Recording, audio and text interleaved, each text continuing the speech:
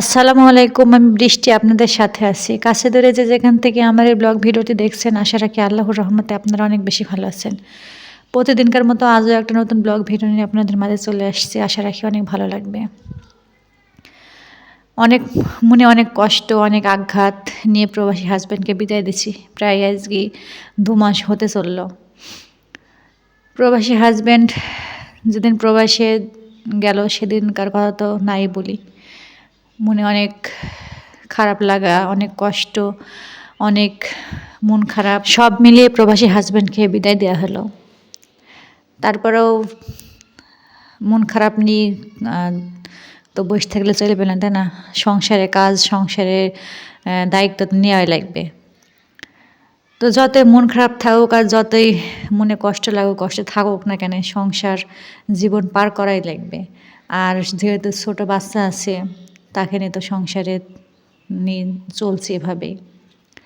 তো আজকে ঘুম থেকে সকাল সকালই প্রায় ওঠা হয়ে গেছে। আজকে 7টা 7:30 এরকম বাচ্চার ঘুমে থেকে উঠি।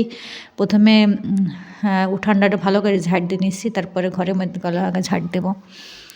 সকালবেলা যদি উঠানটা ভালো ঝাড়তে থাকে তো তাহলে ঘরের মধ্যে ঝাড় দিতে মানে ঝাড় দেওয়ার পরে দিলেও সমস্যা না, উঠানটা নোংরা থাকলে ভালো লাগে না। তো আমি আবার এরকমই করি, উঠানটা প্রায় কয়েকদিন আগে ঝাড় দিই, একদিন পরে ঝাড় দিই। তো এইভাবে তো ঝাড় দিয়েছি, উঠান বাড়িঘর সবই পরিষ্কার রাখার চেষ্টা করি। তো আমার প্রবাসী হাজব্যান্ড তার প্রবাস জীবন প্রায় অনেক দিনই করেছিল। অনেক দিন করার পরে 2 মাসের জন্য আমাদের কাছে আসছিল, দেশে আসছিল।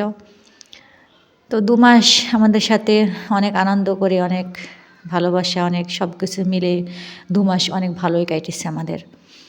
তো প্রবাসী হাজব্যান্ডকে যতই বিদায় দিব না মনে করি, তারপর তো বিদায় দেওয়া লাগবে, তাই না? যেহেতু হাজব্যান্ড প্রবাস জীবন করবে আর হাজব্যান্ড প্রবাস জীবন করে আসছে, এজন্য প্রতিটা প্রবাসীর বোরাই জানে যে প্রবাসী হাজব্যান্ডকে বিদায় দেওয়া কতখানি কষ্ট, কতখানি মন খারাপ। আর প্রবাসী হাজব্যান্ড যখন দেশে আসে তখন বা কত আনন্দ হয়, সেরও প্রবাসীর বোরা অনেক জানতে, অনেক মানে জানে। তো এই তো আমার এখানে ছেলে এখানে ওর গাড়িটা নিয়ে খেলতে যাবে। তেমন যাও বাবা খেলো গাড়িটা নিয়ে। আমার ছেলে গাড়িটা নিয়ে খেলতে গেল। তারপরে আমি আবার এদিকে ঘরের মধ্যে কিছু কাজ টাজ সারলাম, সারিয়ে তো ছাদে চলে আসছি। কালকে যে কাপড় চোপড়গুলো কাচে দিয়েছিলাম একটাও শুকায়নি, এত পরিমাণ ঠান্ডা বাতাস, রোদ 2 দিন ধরেই হয়েছে না আমাদের এখানে।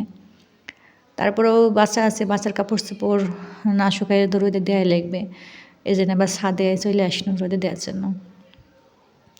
তো আপনাদের সাথে আজকে অনেক কথাই শেয়ার করে ফেললাম আমার হাজব্যান্ডের বিষয়ে। তো আমার হাজব্যান্ড আল্লাহর রহমতে প্রবাসী অনেক ভালো আছে, আমরাও দেশে অনেক ভালো আছি, সবাই দোয়া করবেন। এদিকে যে কাপড় চোপড়গুলো নাইট দিয়ে এখন নিচে যাবো, নিচে যাই আর ছেলে জামা কাপড়ের পাশাপাশি আমার জামা কাপড়গুলোও ভিজা ছিল, সেগুলো সুন্দর করে রোদে দিলাম। আর রোদ তো নাই, আপনাদের বললামই। এখন এরকম বলে 1 সপ্তাহ এরকম থাকবে, রোদ উঠবে না আমাদের এদিকে। তো কী করার, ধরেন এভাবেই তো কাপড় চোপড় শুকাতে হবে, তাই না? তো এই তো নিচে চলে আসছি, নিচে এসে তো জামা কাপড় মানে ওইদিকে জামা কাপড়গুলো নাইড়ে দিয়ে আসি না, সে তারপর নিচে আসছি। নিচে এসে থালা বাসনগুলো একটু বার করে নিলাম। থালা বাসনগুলো এখনও ঘর ঝাড় দেওয়া হয়নি, তো ওই জন্য থালা বাসনগুলো বের করা হয়নি। তো এদিকে থালা বাসনগুলো বের করে নিয়ে তারপরে টিউবওয়েল রাখিয়ে দিয়ে চলে আসছি। আইসে আবার আমাদের এদিকে মানে খিচুড়ি মানে একবারে ছিন্নি দিছে, তো ছিন্নি বুঝবেন কি জানি না, দিছিলো সেই খিচুড়ি অনেকগুলাই দিছিলো। তো আমার ছেলেও খায়নি, আমিও খাইনি। খিচুড়িটা অতটা ভালো লাগলো না খাইতে, এই জন্য আবার রাখে দিয়েছিলাম। রাখে দিয়ে দিকে আবার একটা কুকুর আসছে, কুকুরকে আবার ডাইকে খিচুড়িগুলো এখানে দিয়ে দিলাম, যে আমরা না খাইলে কি ওরা তো খাক। তো ওইদিকে খিচুড়িগুলো এখানে দিয়ে আসি, তারপরে আবার রুমে আসলাম। রুমে এসে তো ঘরটা কেউ থাকে না, তারপরেও ঘরটা একটু গুছিয়ে তো রাখাই লাগে। তো এই ঘরটা গোছানি জন্য চলে আসছে। সকালবেলা উঠি তো অনেক কাজই করা হয়েছে, এখনও ঘরগুলো ঝাড় দেওয়া হয়নি। আর আজকে রান্না বাড়া তেমন একটা নাই, রান্না বাড়া সকালবেলায় হালকা পাতলা রুটি বানিয়ে নাস্তা করে খাওয়া হয়েছে। আর মনে করছি রাত্রে গান তো আজকে রান্না বাড়া করবো। তো এইখানে এই যে টেবিলটা এখানে ভালো করে গুছিয়ে নিয়েছি। আর এখানে আ আয়না আয়না থাকে তো ওইটাতে ধরেন একটু মুখ-টুখ দেখা হয়, মাথাটা হাঁচটানি হয়। তো এখানে যে একটা ঘড়ি আনছিল ওর বাবা, সেটা আপনাদের দেখিয়ে দিলাম। আমার ছেলের জন্য ঘড়িটা নিয়ে আনছিল। আর এখানকার যে যা দেখছেন সব বলে আমার হাসব্যান্ড প্রবাস থেকে নিয়ে আনছে। আমার হাসব্যান্ড প্রবাস থেকে অনেক জিনিস আনছে আলহামদুলিল্লাহ। অনেক জিনিস আমার জন্য আনছে, আমার ছেলের জন্য নিয়ে আনছে। হুম, সেগুলো যদি আপনারা যদি দেখতে চান কমেন্টে জানাবেন। ইনশাআল্লাহ দেখানোর চেষ্টা করব। তো সবগুলা তো সেভাবে মানে বের করা হয় না, ব্যবহার করা হয় না। যেগুলো ব্যবহার করব সেগুলো এখানে রাইখে দিছি। তারপরে এদিকে টেবিলটা ভালো করে মুছে নিলাম। মুছে নিয়ে তারপরে ওদিকে বিছানাটাও ভালো করে ঝাড়িয়ে নেব। তারপরে ঘরটা একটু ঝাড় দিয়ে নেব। আর বাড়িতে অল্প লোক তো একটা ঘরেই ব্যবহার করা হয়। এই ঘরটা পইড়াই থাকে। আর এই যেখানে যে নামাজ পড়ছিলাম, জায়নামাজটা এখানে সুন্দর করে ভাঁজ করে রেখে দিলাম। রেখে দিয়ে তারপরে এখানে বিছানা ডাক ওরকমই থাকে। বিছানা নোংরা হয় না কিন্তু এরকমই মানে থাকে সবসময়। তো এই তো ঘরটা সুন্দর করে গুছিয়ে-টুছিয়ে নিলাম। নিয়ে এখন আবার ওই ঘরটায় যাই যাবো। ওই ঘরটার অবস্থা মানে খুবই খারাপ, দেখার মতো নাই। আপনারা কিছু মনে করেন না জন্য জানেন। এই ঘরটায় তো ল্যাপটপ কোনো কিছু ভাঁজ-ভুজ কিছুই করা হয়নি। তারপরও এই ঘরটা এখন সব কিছু ঝাড়-ঝুট দিয়ে ক্লিন করে নিলে সুন্দর হয়ে যাবে এই ঘরটা। তো এই তো ওইদিকে কম্বল-টম্বল, কাঁথা-মাথা সব ভাঁজ করে নিলাম। নিয়ে তারপরে এখানে বিছানাটা সুন্দর করে ঝাড়ি-ঝুড়ি নিলাম। নিয়ে তারপরে খাটটা ভালো করে মুছে নিছি। খাটটা মুছে নেওয়ার পরে ঘরটা একটু সুন্দর করে ঝাড়-ঝুট দিয়ে নিয়ে তারপরে ধরেন ওইদিকে থালা-বাসনগুলা বের করতে হয়েছে। থালা-বাসনগুলা মাইজে নিব।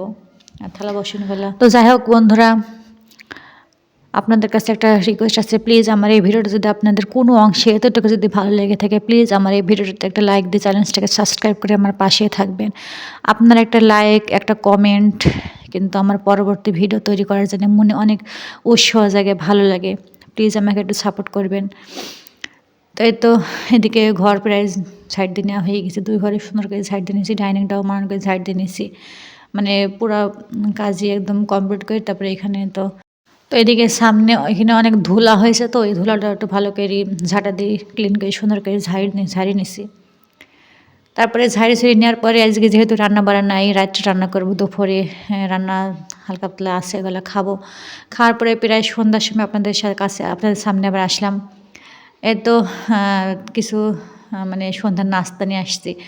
এখানে বিস্কুট, সবজি বিস্কুটটা একটু খাইলাম। খাইয়ে তারপরে যে এখানে আমার ছেলের জন্য আবার এখানে মাখন দিই, ব্রেড, এগুলো কিন্তু ভালোই লাগে খাইতে।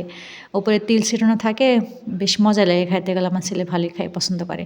তো এখানে আমার ছেলের আমি সন্ধ্যার নাস্তাটা মানে খাই নিলাম। তো এতক্ষণ বাদে আমার ভিডিওটা যারা দেখলেন তাদেরকে অসংখ্য ধন্যবাদ। ভালো থাকবেন।